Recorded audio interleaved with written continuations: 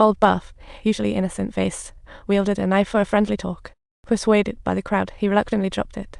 Turns out Old Buff was falsely paroled today after 50 years in jail, but he didn't want to leave. As Red said when he first entered prison, "You hate those hopeless high walls, then get used to them, and ultimately realize you can't leave because, surprisingly, this is where you find your purpose." That's the warm prison vibe. Old Buff freed the bird of freedom in his heart, yet remained mentally imprisoned, cut off from society for 50 years. In a suit, he seemed a gentleman, yet on the bus, he behaved like a child meeting strangers. His eyes brimmed with fear of the unknown. Prison life was dull, but the outside world changed rapidly. Rare in childhood, bike riding. Subtitles, he's now a street celebrity. Old Buff, a prison VIP, became obsolete outside, given a parcel wrapping job by the Goft. The old man, no longer agile, was slow and clumsy, often getting caring remarks from the manager. At night, he'd startle awake from nightmares, sometimes unsure of his location. An old man ignored by all, lonely as a silent ghost, lacking family, friends, love, and even purpose. Ironically, he was needed in prison. It became a luxury. Sadly, those times are gone forever. He carved Old Buff was here on the wall and left the world. After receiving Old Buff's heartbreaking letter, everyone felt a sense of loss. How to get accepted back into society post-prison became their new quest. Meanwhile, Andy got another letter. The committee, unable to bear his constant harassment, sent him $200 and old books, pleading him to stop. But this didn't deter Andy, it just spurred him to write even more. Now, he'll merge these two letters, imagining his crazy reaction to the junk he got.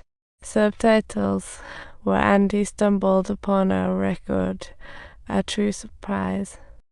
Thus, he braved the risk of breaking taboos, dashed to the radio room, and played the Marriage of Figaro, bestowing upon Shawshank a colossal gift brimming with the essence of freedom. At that moment, both cops and prisoners equally savoured art's charm, music bridged class gaps. No one felt like a guilty inmate. Subtitles, they were no longer mere mechanized labourers. Instead, they became free souls basking in the sunshine and embracing the melodies. Art served as a mirror reflecting their liberated spirits, while music acted as the wings that broke through their shackles. Too bad this joy didn't last long, the price for this moment of freedom. 2 weeks in solitary confinement. But Andy thought it was totally worth it because music brought freedom and hope, never letting adversity crush his dreams. Things they couldn't reach were a reflection of their inner desires. Subtitles, what did you just say? Hope. Listen up. Hope is a truly dangerous thing. Hope grips tight. After 30 years in prison, Red surrendered to reality, accepting Shawshank. Because every decade there's a parole board meeting to check if prisoners have turned over a new leaf, determining whether they deserve to. Red always entered hopeful, vowing not to disturb society, yet each time left with a parole denied mark. This cycle of hope and despair is like the never-ending wasteland monsoon, sparking hope then swiftly snuffing it out. Andy gifted Red a harmonica, his favourite instrument as a young man, but now he lacked the courage to blow a single note of that melody. Ever since he got the pat-on-the-head letter from the committee, Andy went nuts, writing 2 letters a week. His persistence for 4 years drove the committee crazy, leading them to allocate $500 yearly for library expansion. With community support, the once dark, cramped storage room became America's top prison library by 1963, featuring Hank Williams' greatest hits. That year, the warden launched the renowned outside work program for prisoners to do public service outside.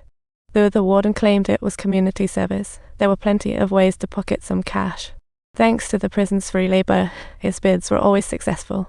Other businesses wanting a piece of the pie had to grovel before the warden, shortchange him, and had act like he was secretly disappointed. Every dollar of shady cash the warden received was cleaned up with Andy's help. He kept a hidden safe in his office for his black ledger. Red warned Andy to be cautious, as the warden's huge kickbacks would eventually expose him. At that time, he might just pin the blame on Andy. But Andy assured him not to worry because he had stashed the dirty money into an account. The account holder has a name, birth certificate, driver's license, and SS number, everything needed. All this was Andy's doing via loopholes, existing only on paper. If traces were found, they'd vanish at this invisible man. Andy aided the warden in handling illicit funds, expanded the library, and helped inmates earn diplomas. This continued for 2 years until new prisoners arrived at Shawshank in 1965. Among them was a young lad named Tommy, sentenced to 2 years for breaking and entering. He radiated youthful energy, and the seasoned inmates adored him. He quickly blended in, often making everyone laugh. Tommy began his education at the teen, visiting every well-known prison in the region. He was proud of his career, but Andy urged him to switch careers early, as real talent would keep him from constant arrests. That was once a joke they shared with Andy, and now it had become Andy's joke about the newcomers. Tommy was an old pro, but he also had a newborn daughter. Afraid his wife and daughter might end up on the streets, he thought about turning over a new leaf and asked Andy to help him earn a high school diploma, promising he'd give it his all.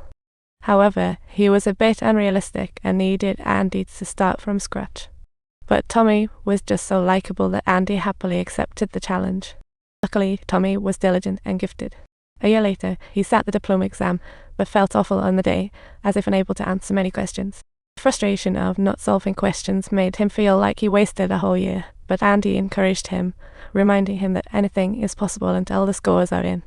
Later, Tommy told Redhead disappointed Andy, wondering why such a smart man ended up in prison.